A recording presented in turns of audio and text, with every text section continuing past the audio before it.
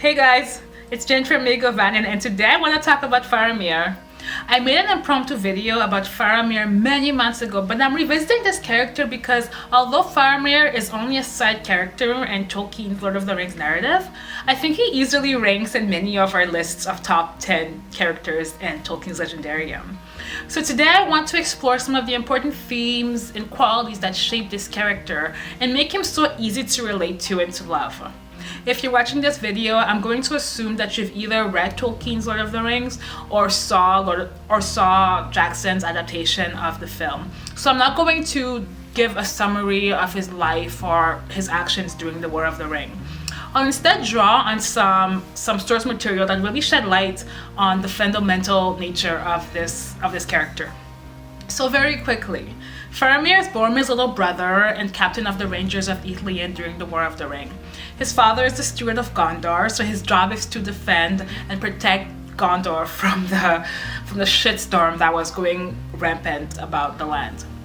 Although Faramir does a good job, he was often subject to criticism from his father Denethor, who resented Faramir's relationship with Gandalf and the death of Boromir, whom he absolutely preferred over Faramir. Appendix A gives us a wonderful detailed description of the relationship and the differences between the two brothers. Tolkien's appendices offer a wealth of information about characters, places, and events, and this is one that is well worth reading in its entirety. It's not too long. So time drew on to the War of the Ring, and the sons of Denethor grew to manhood.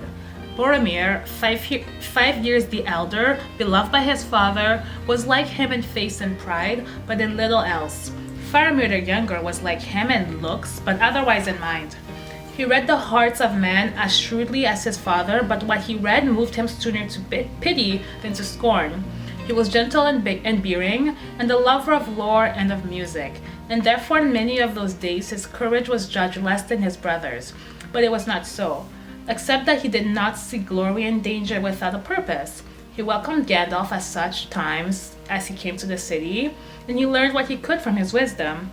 And in this, as in many other matters, he displeased his father.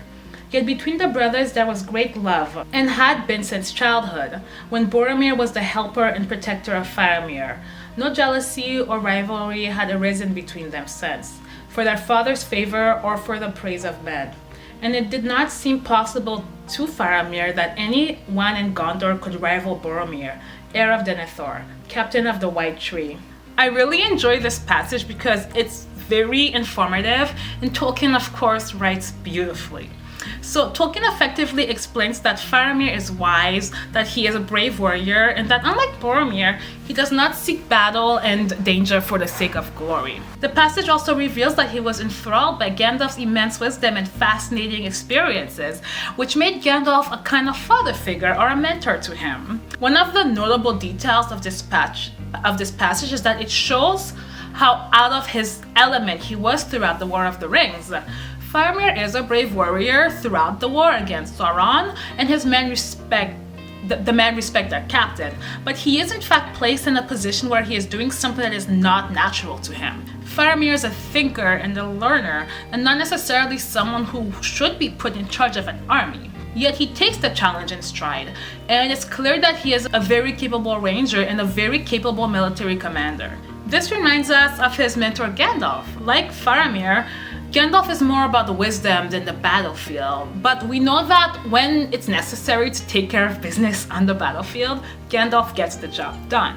We see this in the book and on screen, especially in the sequence when Denethor abandons the protection of Minas Tirith against Sauron's army, and Gandalf steps in and leads the troops to victory. Prepare for battle! We also learn in that paragraph that Faramir and Boromir were close and that they shared a strong bond. I also feel that we get the impression that Faramir may have been a bit naive or had a narrow view of his older brother's personality. It's a bit like when you're madly in love, like when you admire someone, their flaws tend to become less obvious. I'm not saying that Boromir is trash or anything, just that Faramir's purity of character might have prevented him from seeing his brother's obsession with glory.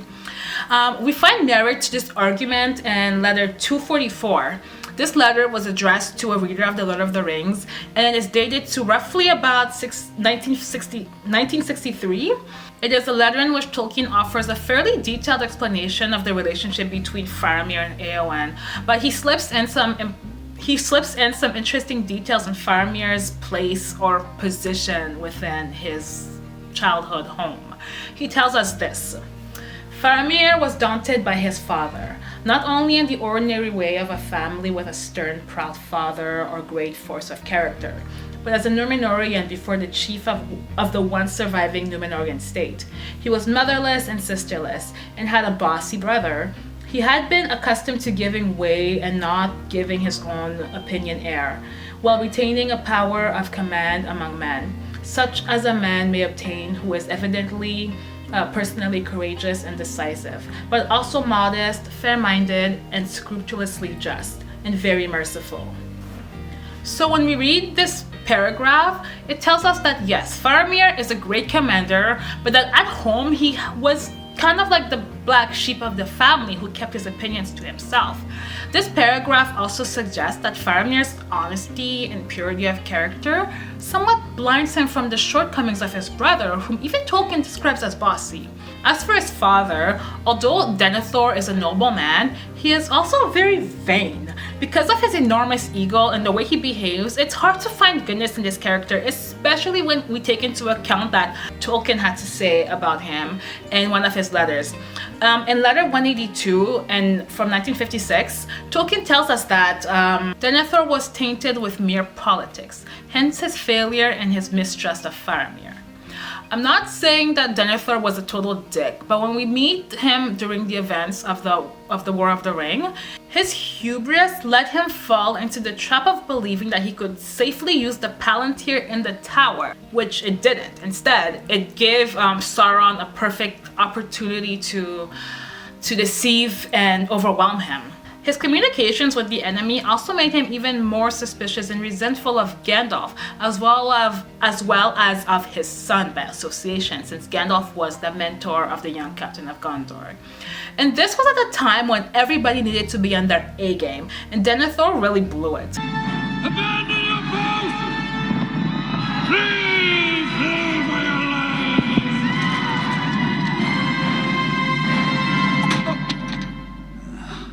So he's certainly not steward or father of the year by any stretch of the imagination. Faramir is, in my opinion, one of Tolkien's greatest characters, and his greatness shines through in the book as well as in Jackson's trilogy. Now, the character we get in the book, Tolkien's Faramir, he's very noble and does not get tempted by the ring. He's introduced as a good man and remains so throughout the War of the Ring. He has no character arc at all, really, and such a character works well in the grand scheme of Tolkien's work, especially considering that, like any good book, Lord of the Rings is already packed with characters who go on some sort of journey where they change in one way or another. Merry and Pippin are a good example of this. When we first meet them, they're young hobbits with no experience of the world. At the end of the series, having been through a lot, they come out wiser and a lot less naive. We also see a change in Gimli. Gimli befriends Legolas and learns to accept the race of elves. Eowyn is another good example. When we first meet Eowyn, she's sad, she's a bit stern, and feels limited by her gender. But at the end, after getting a taste of the battlefield, she softens and becomes a healer. Frodo as well, right? Initially, Frodo was a rather privileged and content hobbit, but because of the ordeal of being the ring bearer, he's severely traumatized at the end. So it's very okay to have a character who remains emotionally mature and secure throughout all the mayhem. Faramir's personality, wisdom, and the knowledge that using the ring as a weapon would absolutely backfire contrasts very well with the misguided ambitions of his brother and father. So that's Faramir from the book in a nutshell, and he's great. We all love him. So, the Faramir from the films. My opinion is that the changes were made by a qualified and dedicated trio. The changes to Faramir were implemented by Jackson himself, Fran Walsh, and Philippa Boyens. All three are Tolkien superfan, and all three have great respect for Tolkien's work. Keep in mind that in addition to their love for Tolkien, they are also experts in the art of cinematic storytelling. Philippa Boyens explains in the appendices of The Two Towers, which I've watched like 1,000 times, that had they depicted a Faramir capable of resisting the ring, it would have only lessened the ring's malice. Remember that up to that point they'd be pushing the narrative that the ring is evil, and this is true to the source. The ring is pure evil, the ring is bad news. So it would have been very confusing to have to redefine the personality of the ring and to explain to the public that, you know, the ring is super evil and dominant, but like sometimes, and we have no idea why, the power of the ring kind of just goes on vacation. Like, I'm willing to bet that this is also the main reason why they left Tom Bombadil out of the film. No one knows for sure what or who Tom Bombadil is, and we certainly don't know why he wasn't affected by the power of the ring when he slips it on in the Fellowship of the Ring. By deciding to never stray from the idea that the ring is pure evil, it's a little easier for audiences to accept that the basic structuring blocks of the story. And I think that when you're trying to portray a story as epic and as dense as The Lord of the Rings, it makes a lot of sense to set some of the basic elements in stone. And the outcome of this creative liberty is a brilliantly adapted script. From a cinematic and dramatic standpoint, Faramir's vulnerability, initial temptation and final rejection of the ring makes him a more complex character in what I consider to be a beautifully executed narrative arc. You know the laws of our country, the laws of your father. If you let them go, your life will be forfeit. And it is forfeit. Release them. That being said, it was the movies that introduced me to Tolkien's work, so I understand why some of those who fell in love with the books first might be irritated by Jackson's character, because yes, Faramir is sort of a duplicate of Boromir, as both were tempted by the ring and wanted to use the ring to bring it back to Gondor for it to be used as a weapon. And it's also true that Jackson's Faramir is far from having the same kindness and gentleness as Tolkien's Faramir.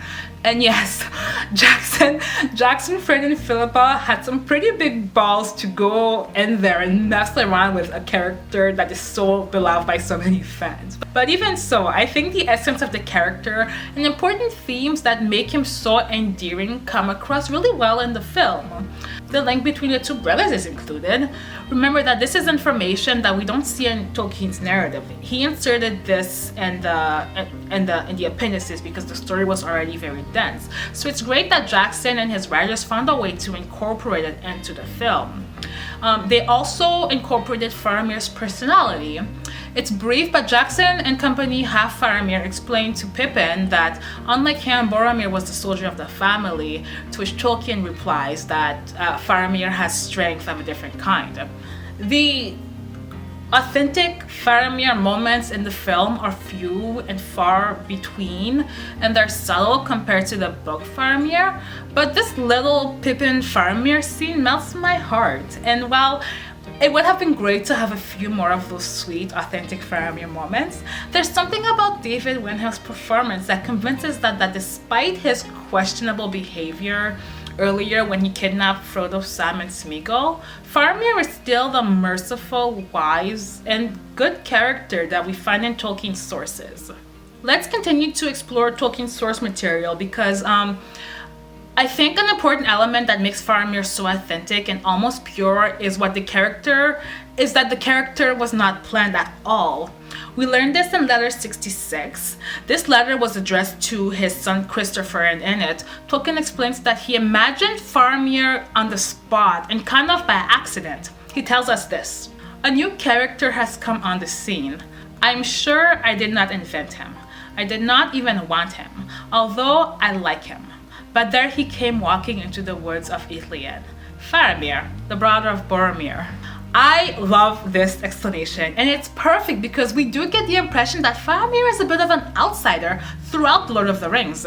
He commands a lot of respect for sure, and he's definitely wise, but at the same time he's torn between two conflicting ideologies. His father, the Steward of Gondor, to whom he reports to and who is all about politics, and Gandalf, his mentor, who was much wiser and way more agreeable than Denethor.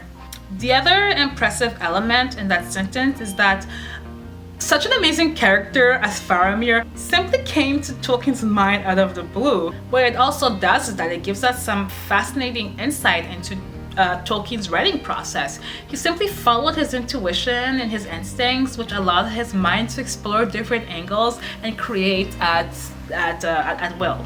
As a result, he delivers an authentic character, one who is not afraid to be true to who he is, and one to whom Tolkien transferred his own set of personal dreams. Tolkien tells us in a few of his letters about a strange and terrible recurring dream. The dream highlights a great wave towering and advancing, what's the word he uses, ineluctably over the trees and green fields, poised to engulf him and all around him. Two things are noteworthy here. In letter 160 of 1955, Tolkien mentions that he passed his dream on to Faramir, and sure enough, at the end of the Return of the King, Faramir tells Eowyn that he often dreams of the wave that drowned Numenor. Jackson also includes this dream in the film, but he transmits it to Eowyn, which I think is a solid alternative because Eowyn is Faramir's future wife, and God knows it's quite fitting for the character because she was dealing with a lot of emotional baggage at that stage, and so having a bad dream makes sense. The other noteworthy element with this dream of the drowning of the island of Numenor is what we learn in letter 231. This letter was written in 1956, and in it Tolkien points out that when Faramir speaks of his private vision of the Great Wave, he speaks for me. This is immensely fascinating. This dream is what eventually inspired the downfall of Numenor and its eventual sinking. The sinking of the island of Numenor is a major event of the Second Age, and it's Tolkien's retelling of the legend of Atlantis, which you can read about in Appendix A of the Lord of the Rings, or in your copy of the Silmarillion. It's not part of the narrative of the Silmarillion. It comes right after it in a section entitled Akilabeth, the Downfall of Numenor. I actually learned today that Akilabeth, which I think I'm saying correctly, can be translated to the downfallen. Without going into great detail, what essentially happens in the story is that the men of Numenor, who were already gifted with this extraordinary island and a longer lifespan than other humans, begin to envy the immortality of the elves. Eventually, the king of Numenor at that time, at the end of the Second Age, Al-Pharazôn, was coerced by Sauron to attack the Undying Lands where the Valar live. This eventually led to the destruction of the island and the death of the people, except for a group of men called the Faithful, who were led by Amandil and Elendil to Middle-earth, from which Aragorn eventually descended. This takes place about 3,500 years before the War of the Ring. I think it's significant that Tolkien chooses to entrust this important dream to Faramir of our characters, especially since if you think about it, it makes more sense for Aragorn to be the one to be having those dreams, right? Although Faramir has some Numenorian blood, Aragorn is more connected to the fall of Numenor because he is a direct descendant of the faithful Numenorian settlers who eventually found the kingdoms of Gondor and Arnor in Middle-earth. If you're watching this video, you probably saw in Amazon's trailer for The Lord of the Rings, The Rings of Power, that the drowning of the island of Numenor will be included in this show, which is super fun. And I can't wait for that bad boy to come out. Oh my god, I don't even know how I'm gonna get through the winter and the summer until the fall. So for me, granting Faramir this dream enhances the value of the character because Tolkien, in effect, pours an important part of himself into him. Just as Tolkien has Faramir speak for him through the Great Wave, it's interesting to wonder how much of what Faramir says, what Faramir has to say is said on behalf of Tolkien. For example, one of Faramir's most important lines is one where he says, war must be while we defend our lives against a destroyer who would devour all. But I do not love the bright sword for its sharpness, nor the arrow for its swiftness, nor the warrior for his glory. I love that which they defend. I think that it is reasonable to assume that these words are a fairly accurate reflection of Tolkien's thoughts, as it is pretty well documented that Tolkien was horrified by the use of machines in World War II, as well as the dropping of atomic bombs. We can also observe that, like Tolkien, Faramir admires wisdom and language. Another element that points to the similarity between the two is in a footnote of letter 180 that's written in 1956 to an unidentified reader. And this is in an asterisk. He tells us that as far as any character is like me, it's Faramir, except that I lack what all my characters possess: courage. The Lord of the Rings could very well be full of Faramir lines that are in fact Tolkien's voice. Who knows? Now, another description that we get of Faramir is in letter 156 from 1954. The letter provides commentary on The Lord of the Rings, and in it, he gives a brief mention of Faramir's Númenórean grace at dinner. This passage reminds me of that sequence in Jackson's Return of the King where Denethor dines with the most inappropriate table manners. I always thought that the visual impact of that scene where Denethor bites into the tomato and the red juice runs down his chin like blood was an allusion to the fact that he ordered the death of his own son. But after reading this passage, I wonder if it was meant to contrast with Faramir's grace when he eats. And if I really go into it and really overthink it, I also want to suggest that another contrast might be that, okay, Faramir is a ranger, so he eats his meals on the road, and his diet consists of, like dried meats and dried fruits and dried nuts, or not dried nuts, just nuts, which is strongly implied to in the books because he provides Frodo, Sam, and Smeagol, well, not Smeagol, just Frodo and Sam, with provisions for their journey. So I wonder that although Denethor is sitting in this grand hall and his great table with all this great food and surrounded by servants, he's just so vain and useless, and he just isn't worthy of such a fine meal and in such a kingly place. He can't even bite into a tomato like a fucking human. Denethor is not a warrior. He has no courage, and as such, he knows absolutely nothing about the day-to-day realities of Faramir's work as a captain. Whereas Faramir, who normally eats on the road, knows how to behave properly and does not come to the table with the grace of an animal like his father. I'm only speculating here. I'm going to end this video by talking about the ending of Faramir, because we all needed Faramir to have a happy ending, whatever that means. At the end of the Third Age, he is happily in love with Eowyn, and he keeps pretty busy after the Return of the King. At the end of letter 244, from about 1963, Tolkien tells us about Faramir's responsibilities after the War of the Ring. He tells us this: to be Prince of Ithilien was not a market garden job, as you term it. Until much had been done by the restored king, the Prince of Ithilien would be the resident March Warden of Gondor and its main eastern outpost, and also would have many duties and responsibilities in rehabilitating the lost territory and clearing it of the outlaws and orc remnants. Not to speak of the dreadful Vale of Minas Morgul. There was much fighting and expeditions in the earlier years of Aragorn's reign against enemies of the east. The chief commanders under the king would be Faramir and Imrahil, and one of these would normally remain a military commander at home in the king's absence and represent the king during his absence abroad or sickness or between the death of the accession of the heir. I like to imagine that this is the perfect job for Faramir because he does get to continue to be a leader of men, but now that the king is back, he doesn't have to deal with politics or administrative bullshit and whatnot. He probably has more time to indulge in lore and to do things that are more of his nature. Faramir lived to be 120 years old, about 120 years old, due to his exceptionally large percentage of Dunedain blood. Direct descendants of the Númenor, like Aragorn, live up to 3 times longer than normal men, and they also age slower. And Faramir, while he was not direct descendant of like a king of Gondor, he still had his fair share of Dunedain blood in his lineage, and he was able to live abnormally long as a result. It's awesome that Faramir gets to be a commander under the newly crowned King Aragorn, because on top of being a good king, Faramir and Aragorn share some similar character traits. And one of the passages that brings this point home is in The Return of the King, where Tolkien tells us of Tolkien's impressions of Faramir, and it reads like this. Here was one with an air of high nobility such as Aragorn at time revealed. Less high perhaps, but also less incalculable and remote. One of the kings of men, born into a later time, but touched with the wisdom and sadness of the Eldar. He knew now why Baragon spoke his name with love. He was a captain that men would follow, that he would follow, even under the shadow of the Black Wings. This passage tells us that Faramir is the best of both worlds, of the human and elven worlds.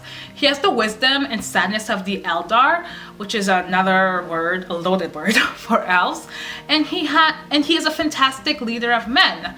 The Baragon mentioned in this passage is a figure who is the captain, the guard, who allowed Pippin to rescue Faramir from the burning funeral pyre during the siege of Minas Tirith. The other character in The Lord of the Rings who is also the best of both worlds is Aragorn. Remember, Aragorn was raised in Rivendell and Elrond's house, so we can absolutely imagine that the two men would get along very well in the Fourth Age. And unlike the days when he was reporting to Denethor, he now reports to a king who is more like him, who understands him. And in spite of all the mayhem that was going on when Aragorn and Faramir first meet, their meeting is a positive one. After being saved from his father's madness, it was Aragorn who used his skills to heal Faramir, and from there, Faramir gets a fresh start in life. In the end, this is Faramir's happy ending, and it is a good ending. Okay, that's it for today's video. If you want, you can check out my video on Boromir, in which I argue that he is not so much of a bad person as he is a kind of a victim to the ring. I'll link it at the end of this video. If you have any thoughts on anything I said in this video, feel free to let me know in the comments. And if you wish, like this video and subscribe to my channel. It really does help. Farewell.